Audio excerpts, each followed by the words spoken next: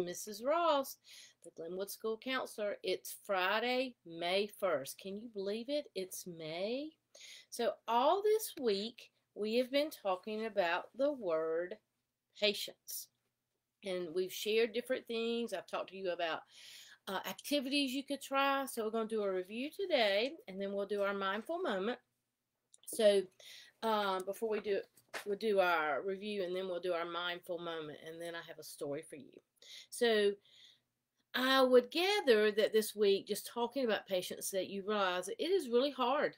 It's hard sometimes to show patience, and for young children, it is really difficult, especially when you're going, but I've listened to that story, or I have something so important to say. And that's when I bet if you close your eyes and think, you can think of kids in your classroom who would interrupt story time, or who just would blurt out and go, but I really need to say this.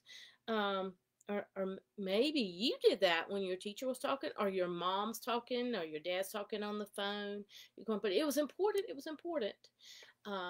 So one of the things that I've always shared with boys and girls, that again, we read a story about pushing your words outside and then bringing them back in when it was appropriate for you to talk.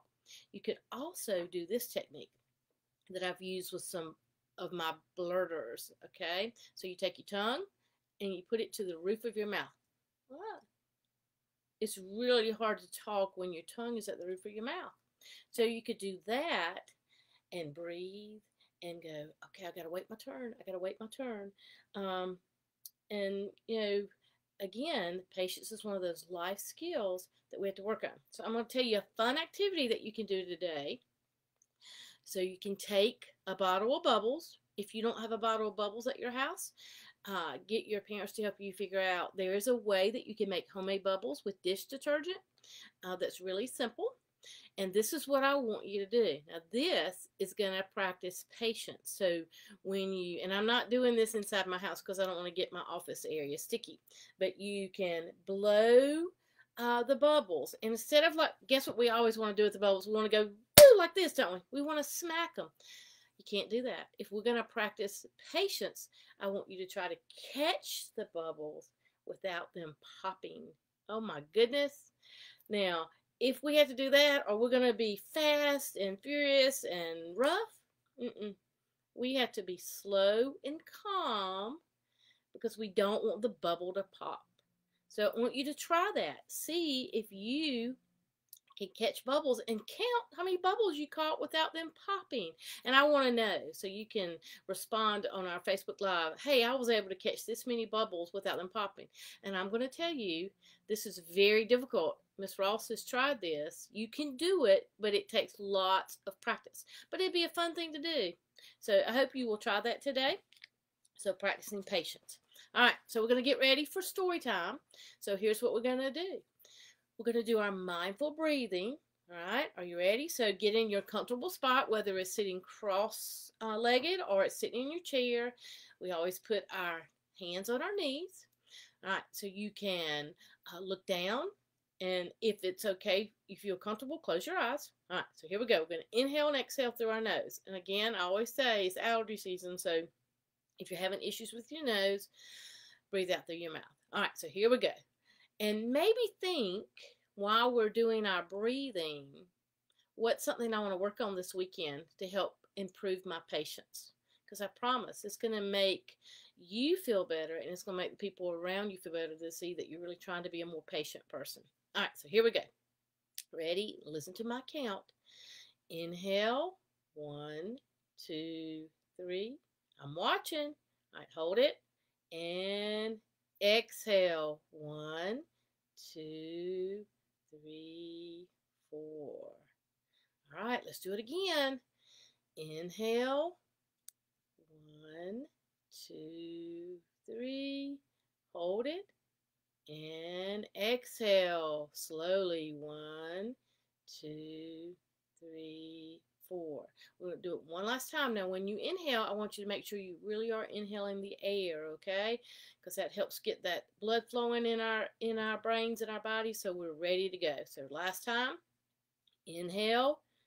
1, Oh, that looks good. 2, 3. Hold it. Exhale. 1, 2, 3, 4. Very good. If you'll open your eyes. All right, everybody look up. All right, so we at this point should be ready to learn, ready to go. So the story that I'm going to share today is called Leo the Late Bloomer. So I'm thinking for our younger audience that this is going to, I think you're going to understand this because we're going to talk about after we read the story, maybe some things that you're impatient with right now because you don't know how to do them. All right. So it says Leo the Late Bloomer. Leo couldn't do anything right. How many of you ever felt like that? He couldn't read. He couldn't write. He couldn't draw. He was a sloppy eater, and he never said a word. What's the matter with Leo? Asked Leo's father. Nothing, said Leo's mother. Leo is just a late bloomer. Better late than never, thought Leo's father. Every day, Leo's father watched him for signs of blooming. And every night, Leo's father watched him for signs of blooming.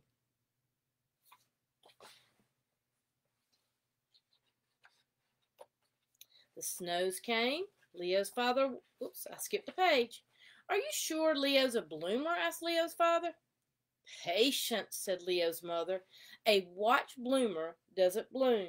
So Leo's father watched television instead of Leo. Do you think Leo was happy that Leo's father quit watching him? Because I remember we talked about how we should watch people's body language in the pages before. Did you notice how sad looking Leo looked? Because he already felt bad. He couldn't do these things. How does it make you feel when somebody keeps watching you when you still don't know how to do something? The snows came. Leo's father wasn't watching, but Leo still wasn't blooming.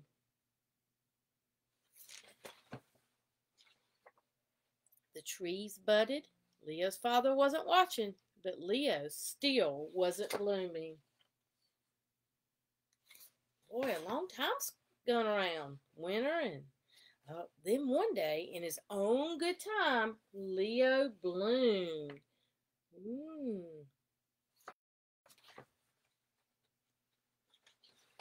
He could read. He could write.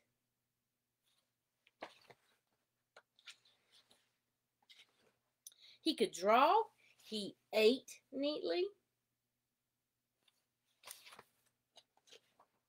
He also spoke, and it wasn't just a word, it was a whole sentence. And that sentence was, anybody want to guess what you think that sentence was? What do you think he said? I wonder. Oh, look. I made it. So I end this week with this story because patience is not just interrupting and not waiting our turn. It's also we have to be patient with ourselves when we're learning new things. So it's okay. Not everybody can do things the same time. So, I think about that when we're in school. Like, not everybody learns their multiplication facts the same time. Some kids get it right off at the beginning of third grade. Some kids know them by the end of second grade. Some kids, it's the end of third grade. Some kids, it might be beginning of fourth. So everybody learns at different rates. So we have to be patient with those boys and girls who learn differently and be patient with ourselves. And we're our worst critic about that. So think about what are some things that you had a hard time doing that you didn't know, you couldn't do, and you got frustrated because, again, those emotions are normal. It's okay. Like, I remember when I was 6 years old learning to ride a bike without training wheels. I thought, there is no way I can do this. And it was a big bike because I didn't have a bike. I had to ride my brother's bike. And I remember being in our front yard, and I would fall off, and you're not going to believe what I would do. I'd fall off, I'd skin my knees, and do you think Miss Ross cried? I did. But you know what my brother did? He made me get back up on that bike. Can you believe that? I got back on that bike and I tried again. Guess what? I fell again. But you know what? Glenwood folks know this. Miss Ross is pretty stubborn. I got back up on that bike, and you know what? I learned how to ride that bike. That big bike that wasn't the right size for me, but I learned to ride it. And you know what? I love riding bikes now. So it was very fun. What would have happened if just because it was hard and I really, didn't have patience with myself because I got frustrated because I couldn't do it right the first time, if I'd given up? I would miss out on the joy of riding bikes. So it's even like that. I remember starting school, and reading was hard at first. It was. I had to practice at it. They had to help me with it. But you know what? I love to read. So I'm so grateful that I didn't give up on that. So I kept on learning, practicing my patience with myself. That was okay. I don't have to be good at something the very first time. So it just takes practice. So what I want you to do over the weekend, I want you to think about some things that maybe are hard for you, that really you have, your patience level for yourself has not been great. I want you to give yourself some grace. That means go, it's okay. It's okay, I can't do it yet, but I'm going to keep practicing and I'm going to get better at it. So I want you to think of some things, because you know what? We have a time right now because everything's still around us. We can't go places. We're supposed to stay in place, that we have time to really grow. So think about something you want to get better at and practice it. Get better at it. And then, so that's being patient with ourselves. I also want you to be patient with your parents, your other family members in your home. I want you to, this weekend, it's supposed to be beautiful. It's supposed to be pretty warm. I want you to get outside, maybe learn something new. And again, remember, practice patience, okay? So we're going to end today with a Take 5 breathing. So put your hand up like this. All right. So we're going to make a star with our hand. Let's see if I can do this. All right. We're going to pretend your pointer finger is a pencil. All right. So use your other hand. So I'm going to trace up and down my fingers slowly with this pencil, but really it's just my other pointer finger. All right. Now, while I'm doing that, this is called what's called Take 5 breathing, but you could say star breathing. All right. So what I'm going to do is I'm going to breathe in as I go up, and when I go down, I'm going to breathe out. So let's try that, because you know what? Everybody has two hands. So again, and if you're right-handed, like I'm going to switch, hold your left hand up. If you're left-handed, hold your right hand up and use this, because that might be easier for you. All right, so you ready? So here we go. I'm going to inhale going up, exhale going down. You ready? All right, ready? And I'm going to talk you through it. Inhale, exhale. Inhale, exhale. Inhale, exhale. Inhale, exhale. Inhale, exhale. So another quick technique to practice breathing. The other thing that I want you to do, I don't want you to sit all day.